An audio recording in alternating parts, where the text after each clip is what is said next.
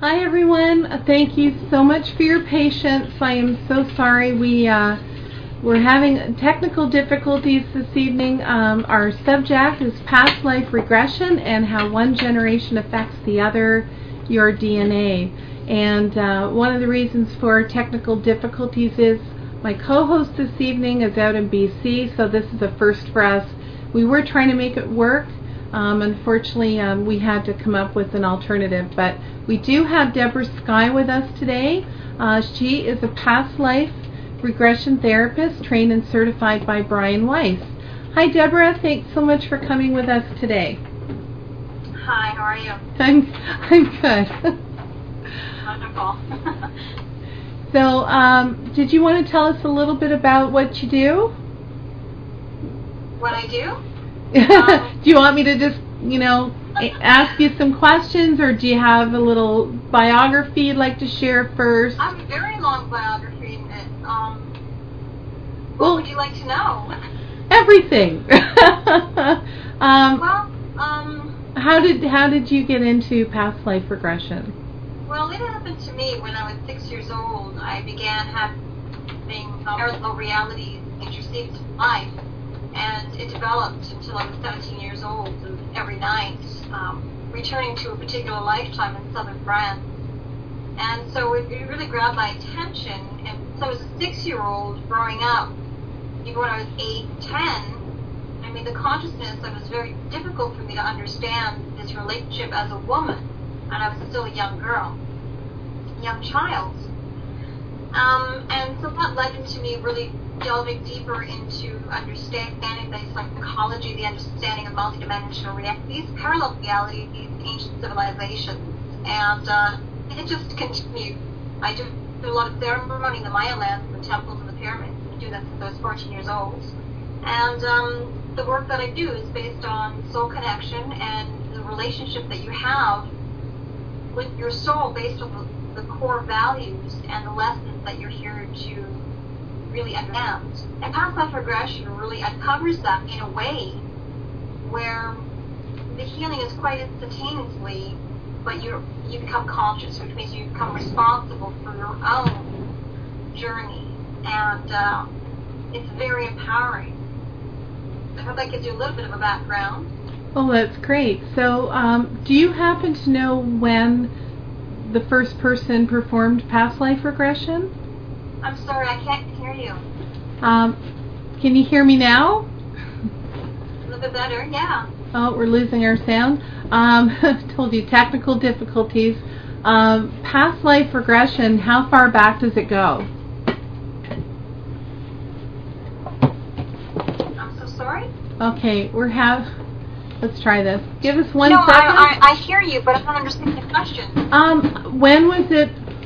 Is there any history where someone knows who the first person was to do past life regression on a patient, let's say for therapy? Well, you're talking about current reality. So when you ask a question like that, depends what historical background, if any, that you come from.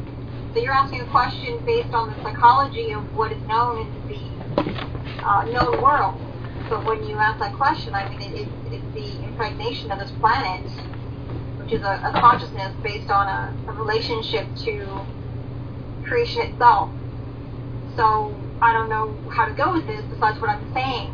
If you want to go in the technical terms of what's written and recorded, that's 5,000 years ago in India. And that's something that we could trace through man's recordings. But I really don't go with that because we have many different epochs of time on this planet, and where we've been seeded into this reality to really discover the relationship that we have with our soul and the growth of who we are, to be able to evolve and to understand, this condition on this planet as a water being. So through that passage, I could say 250,000 years ago, but not many people will understand what that means, to have a relationship that long in time, I'm not sure if I expressed that correctly. I was actually, and maybe I did, but I was trying to get a feel for let's say, like I grew up reading Edgar Cayce, and Edgar Cayce did a lot of past life regression as therapy. Yes, so I guess I was asking, do we know how far back a doctor per se performed past life regression to help one of his patients? That's the question I was asking. India 5,000 years ago. It was. Okay. Yeah.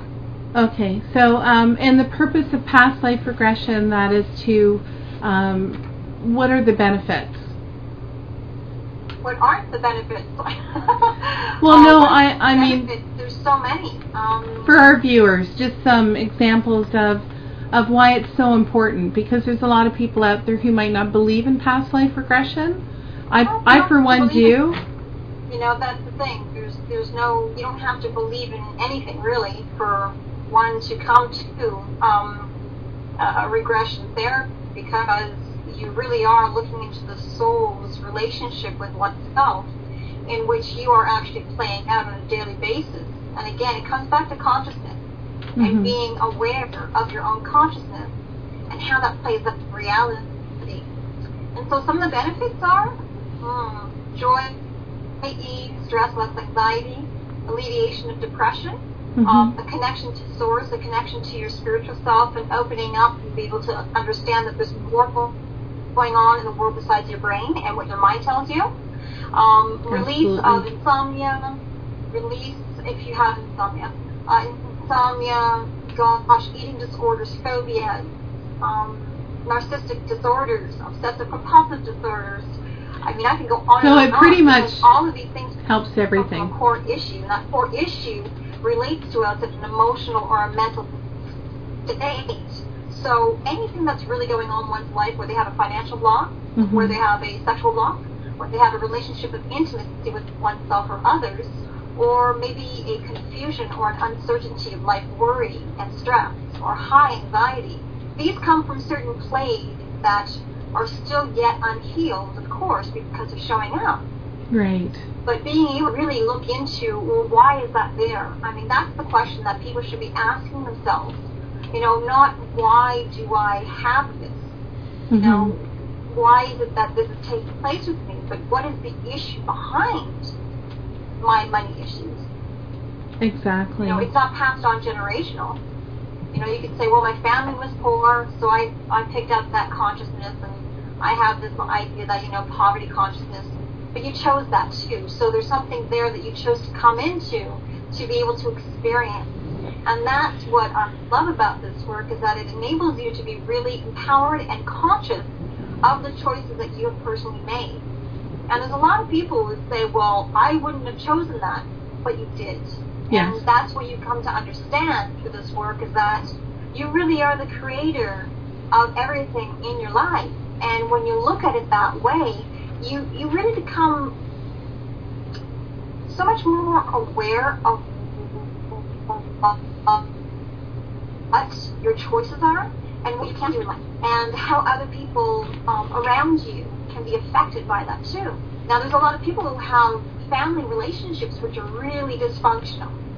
And say if you're very disempowered and you have a victim mentality in your family, and you feel like you're not supported by anyone, well, what if you started taking actions towards clearing that and understanding the relationship that you to your parents, and where this, you know, where this victim mentality comes from? When you have that, it really enables you to be really, really strong in devising. Sorry, somebody was just outside. In devising what it is that can take place and shape in your life. So recently I had a woman who has a terrible relationship with her mom. Really, really terrible. And, you know, she went into a life where she understood why they have a terrible relationship. So now she's not affected by what her mom says, because she understands that it has nothing to do with her. But prior to that, she felt like the person who was creating all of this. And then she understood, oh, it's I'm also able to say no or yes to what's going on around me. So, you know, it's just really, really empowering to be able to be aware of those things that are going on all the time in your life. Hope that answers your question. Oh, absolutely. And I agree with that. And this again is just a question. I'm trying to come up with questions I think our viewers might ask is, because I already think I have an idea of the answer myself for this one, but how many, do we have an idea of how many lives a person can have? And I realize it goes way, way, way back. But it was brought up last week that Edgar Casey noted 16 was around the maximum. Does that sound correct to you? What did you say? 16? I'm just trying to verify if we have an idea of how many lives a person can have. Yeah, no, I understand that. Did you say 1-5? 1-6. 1-6. Yeah, that's you know, here's one of the things that I do not do is I do not tell people how many lifetimes they've had on this planet. Okay. In this dimension. Because the work, you know, is very multidimensional, so we have different layers of simultaneous realities happening continuously around us.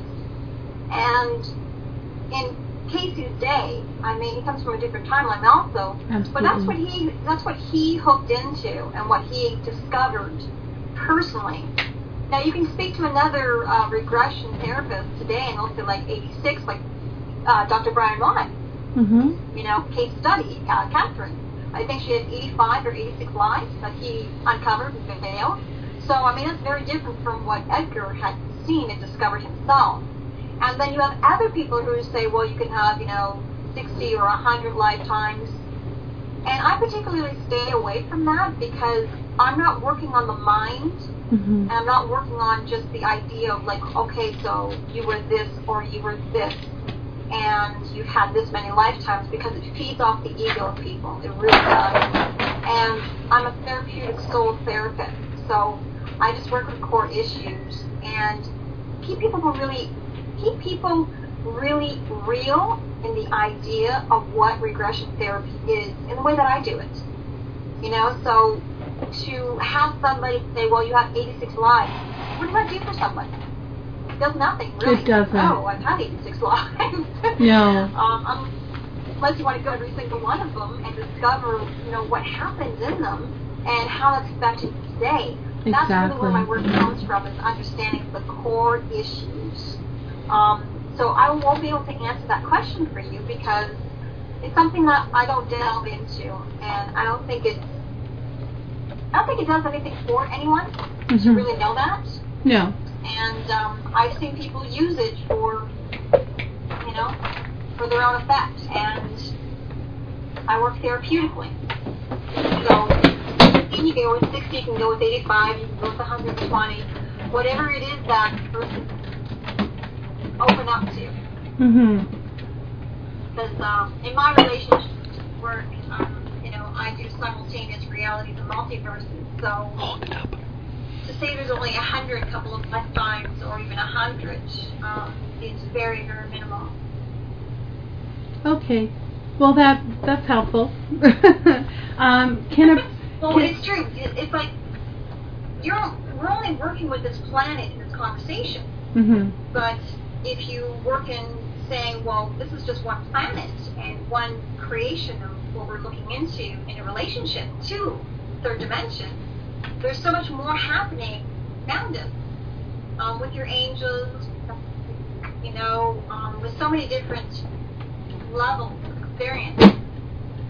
But then we have the universe in which we live in the cosmos, the planets, and then we have the multiverses. So if we go into that, we have a plethora of experiences which are overlaying within us and really assisting us or blocking us from experiencing the full potential of who we are.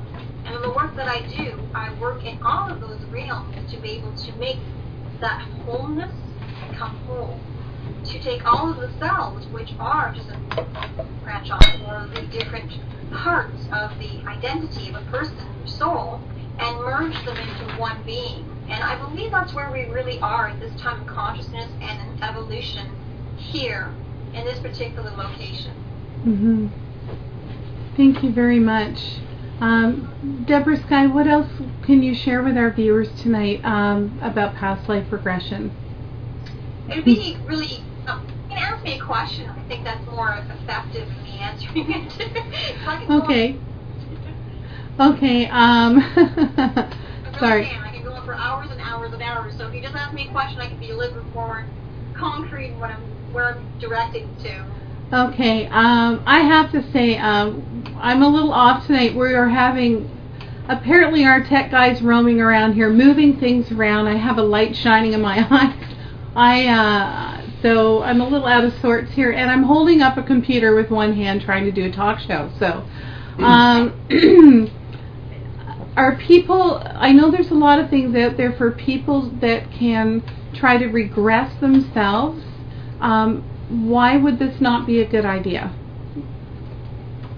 Well, not that it's not a good idea. Safe. But the effect of what you're going, getting, and receiving is not, the depth of it is not as effective of having a professional work with you. And the reason for that is because when you're in and you're going through different experiences or in a lifetime itself, what happens is you can't personally stop and ask yourself a question and then go back in and continue to do that. You lose the train of depth that you're in. So you might go in and you might see a lifetime happen and experience it and get a healing from it and everything else, but to really have a full experience, I mean, you're just incredible to be able to have this dialogue take place, because your super conscious comes through when you're working with a professional who's really guiding you and listening to your own guide to be able to bring you to a place that your soul really desires you to be in. Mm-hmm. And so when you're doing it yourself, you can be guided by a CD. I mean, I have one called Awakening to Your Divine Self, which brings you into more of a very, very cellular DNA healing from lifetime. And a lot of people they love it, and they get a really deep clearing and meditation.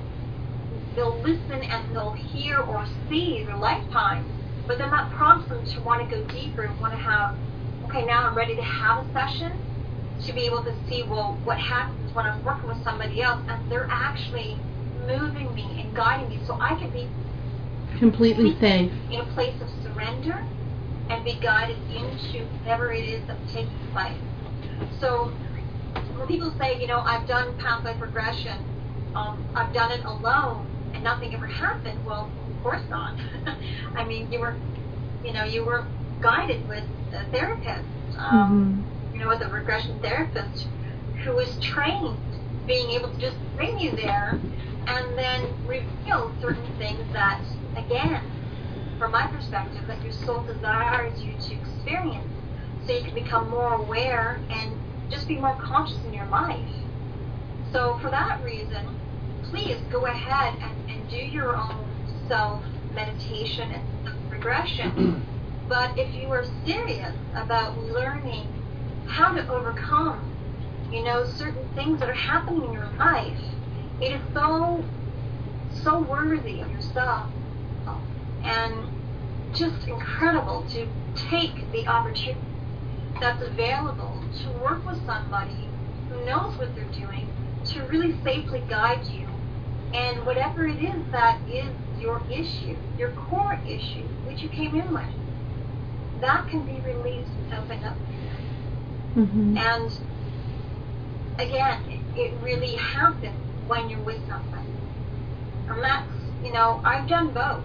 And I've had great revelations by myself, but I never went to the core to get that depth, to really go to that super conscious where I'm able to have that dialogue with somebody else assisting.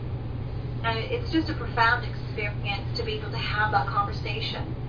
And for a lot of people, it really shows them that they're not alone, and you've never been alone, and that you do have guides, and you do have larger context of a relationship in which you live in the world as a spiritual being in a very grounded manner. And that's another thing that is a bonus with this work, is it grounds you. It gets you to a place of a deepening with yourself so you can be real. And a lot of people feel that, doing this work, you'd be out into the, looking at your guides and hanging out, your angels and everything else, you are, but in a very deepening and grounding way, because your spirit is housed in your physical body. And through that, that is your soul expression here. Mm-hmm. And that's where all the emotions and all of your different traumas and pains, sufferings, they sit there in the emotional body. And this work really opens up that pain body so you can be healed. And I have seen some profound miracles happen from my eyes. And I just love this work. Well, that's wonderful. It's always good when you love what you do. And it's always good when you love what you do, and I'm sure what you do Absolutely. must be very gratifying because you're helping so many people. I have another, well, actually, I think now would be a good time for people that would like to get in touch with you, if you can let them know what your website is. Okay, soultherapy.ca. And that's SOULTHERAPY, so soultherapy.ca. And there's also trainings that I do in professional counseling regression therapy. There is a free CD and book that you can get when you put information in. There's a lot of different radio shows that I've done, live regressions that are on the site that you can listen to. There's some TV shows. Just a lot of information about what this work does to assist you in understanding what life is from a soul perspective. Mm-hmm. Well, thank you very much. I'm not sure how. You're welcome. How are you for time? I'm good. Okay, because what I wanted to do, if it's okay with you, Deborah Sky, is open up the floor. If some of our viewers might like to phone in, or if they have any questions they'd like to ask you. And of course, we are at, let me just check my number because my tech guy left the room, 1-855-276-1717, extension 4. So if you have a question for Deborah Sky about reincarnation and regression, please give us a call. I have another question I wanted to ask. Through regressions, there's a lot of misconception about soulmates, and that your soulmate, I think a lot of people confuse that with soul twin. And I had soulmate and soul twin. Twin flame? Yes. And I thought maybe you could explain the difference between a soulmate and a twin flame. Well, the soulmate really is. It could be your daughter, it could be your son, it could be, your father, it could be someone. You can have 520 soulmates. Mm-hmm. And your twin flame. Twin flame is the one that has the strongest pull and the strongest relationship with you, that is going to bring up your core issues in such a fiery way. And there is incredible passion, incredible unconditional love with the twin flame. And there usually is a lot of tumultuous energy and a lot of tumultuous expressions going on with the twin flame. And a lot of people believe that, the twin flame is somebody you're supposed to be with for the rest of your life. A twin flame is somebody who shows up in lifetimes to really hold a mirror to your face and show you exactly where you're out of alignment and where you can get clear on. And you've asked that person to show up at a particular time in your life, and when you met your twin flame. It's just how it is. You definitely know it. It's a complete soul recognition. And same with a soulmate. But a soulmate is more grounded and more earthly, and a twin flame is very cosmic. Again, this is, people believe that a twin flame is a person you're supposed to stay with for the rest of your life. It's supposed to be all bliss. And then they get very confused when it's not like that. Twin flame really shows up to unveil the things that you're still evolving into, and to kick you in the butt really hard. So I've heard that. An incredible lesson to learn with your twin flame, and a beautiful passion, incredible passion, just amazing passion. Now you sound like you're going to stay with for the rest of your life. that sounds like you're speaking from experience. I am speaking from experience on both occasions, on many occasions actually, because I do know that everyone that I've been with in relationship long term has been a soulmate. I mean, I've chosen them. I'm very clear and aware of that prior to meeting them. I usually know prior to that I will meet them. Mm-hmm. And especially with the twin flame, it's just a very cosmic soul recognition. And I have a lot of people who show up and say, what is going on? I know this person, you know, that we are meant for each other. And then I share the information that, you know, maybe you're meant for each other, but maybe not here. Maybe not this planet. Maybe you're doing a dance somewhere else. You know, you just wanted to hop in and burst your bubble for a little while and remind you of something, you know. And that's what happens a lot, that it's a good remembrance. And you ask these people to show up. You totally ask them to show up at a particular time, particular location, and they're always great. You know, they're always amazing, but they're also the ones that really hit you hard.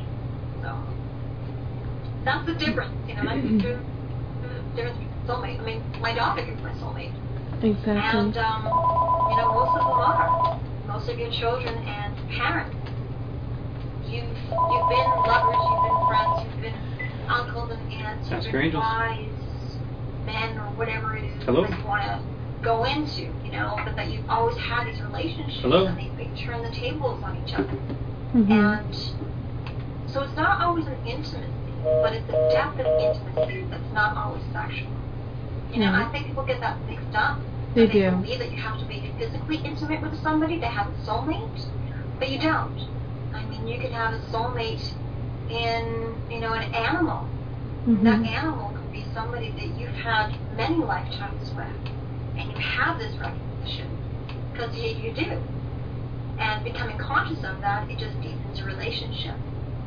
So that's another distinction that people, you know, a little bit confused about, that they believe that, well, if you're my soulmate, I should be with you, and there's only one soulmate. Well, there isn't. There are many. It depends on how many people you've chosen prior to arrival, you know, of who you're going to be with and who you're going to experience. And of course, your choices here of what you decide to do. Yeah. So I hope that answers that question. That was incredible. That was extremely great. Everything you said there. Thank you so much. Yeah, you're welcome. Now, I have some clients who, I know what they would say to that would be, well, why, if you get to choose, why did I not choose my twin flame? Why hasn't he shown up yet? I have a question online. Oh, we have a question. Well, that's just something I've heard in the past, but we do have a question online from one of our viewers. Okay. Can you please ask what the benefits might be with past life regeneration and children with ADHD and mood disorders? And gluten intolerance? Mood disorders. ADHD? Oh, that's a lot of different things. So ADHD depends on the child. Can you ask her the child's name, please? Is it Tyler? It's Tyler? No, I'm asking if it's Tyler. Stop laughing. Is it Tyler? Yes. Tyler. Okay. So, here's the deal. Who diagnosed?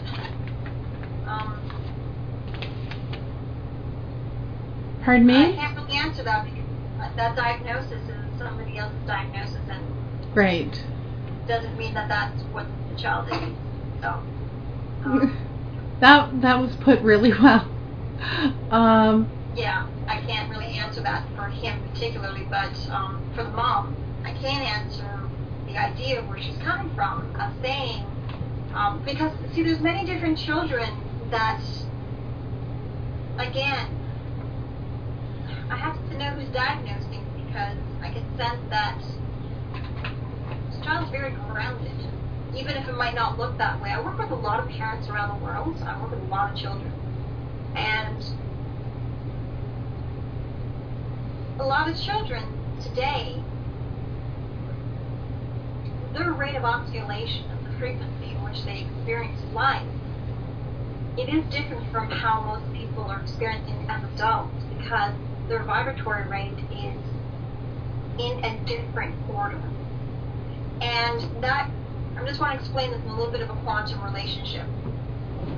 So, say you have a really old person, okay, they're slowing down, not that old people, but let's just say we have an older person, 86 years old, he's slowing down, he's got a cane, he's taking things slow, he's looking around the world, and he's just taking a little bit slower than usual. And so you have a 5-year-old child, and the child's just like running around him, and he's just like, come on, let's play, da, da, da, da. And he's just all over the place. Well, you see two different rates of oscillation, don't you? You see an individual who's slowing down, and you have a child, another person, who's really vibrating at high rates. Now, these children are moving like that, but they're moving in different dimensions. And a lot of people don't understand that there is a actual conversation happening with these children that adults don't understand. So, you can't really say that a past life is influencing, because this child's relationship to the world around him is just different from other people that are in the immediate environment. And there are millions of children who are, let's just say, very advanced, and yet some people would call them very slow. Say they have a learning disorder, and they don't actually.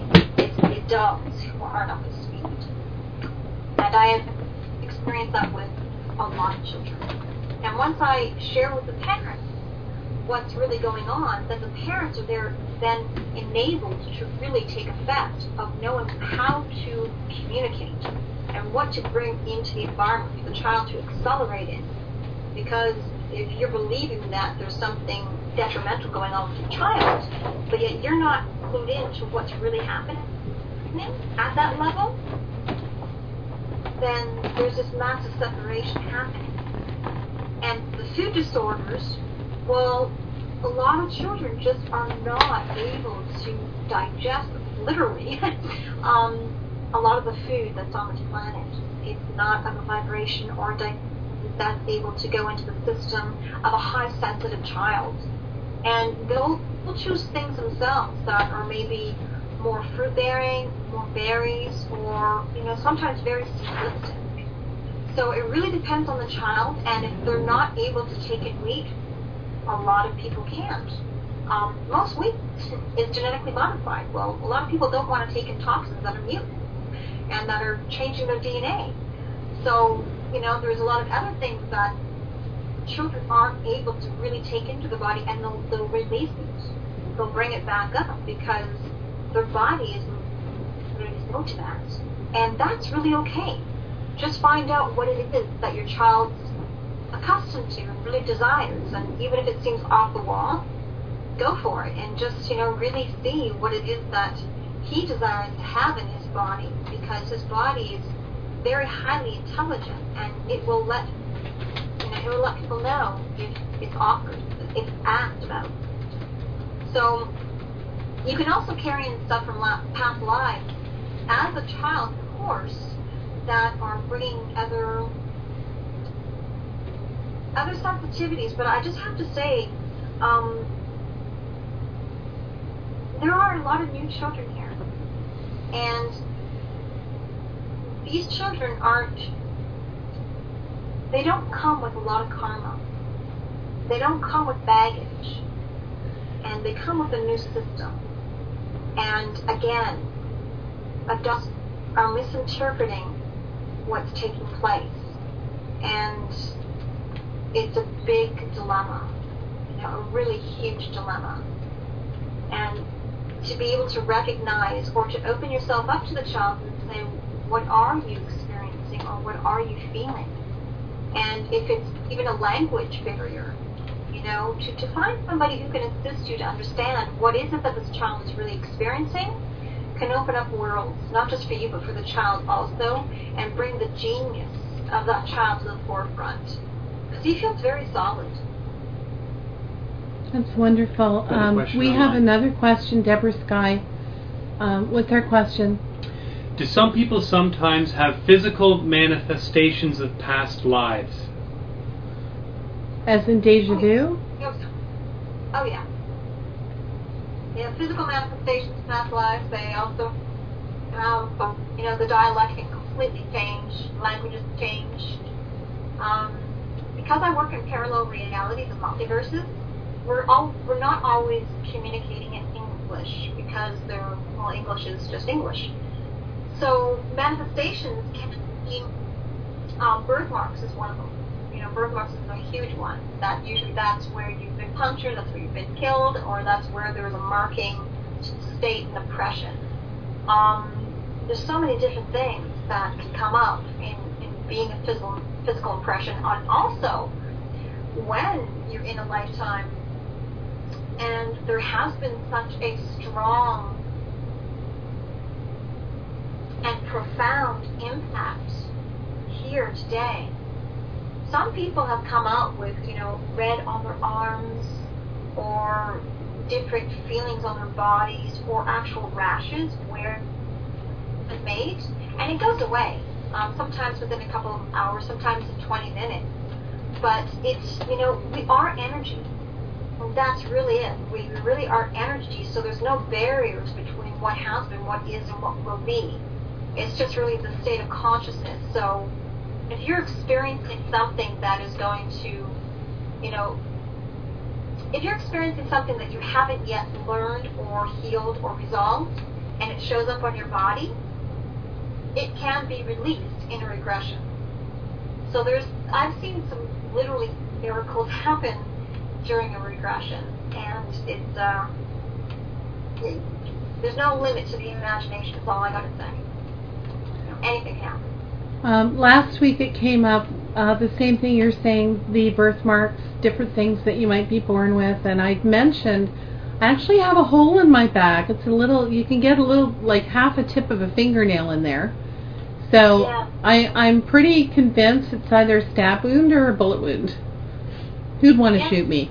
Yeah, probably, or an arrow. Yeah, something like that. Yeah, I actually had a dream, though, that I was stabbed to death. You know how they say you wake up just beforehand, but I was definitely about to be stabbed to death. There was a cobblestone bridge, and it looks more like it would be a bullet wound. But to me, I think it was being stabbed, because that's exactly where I was going to be stabbed in the dream. Yeah. So I just wanted to say, for those who have just joined us, we're with Deborah Sky. Deborah Sky is a past life regression therapist, and we are discussing how one generation affects the other and your DNA.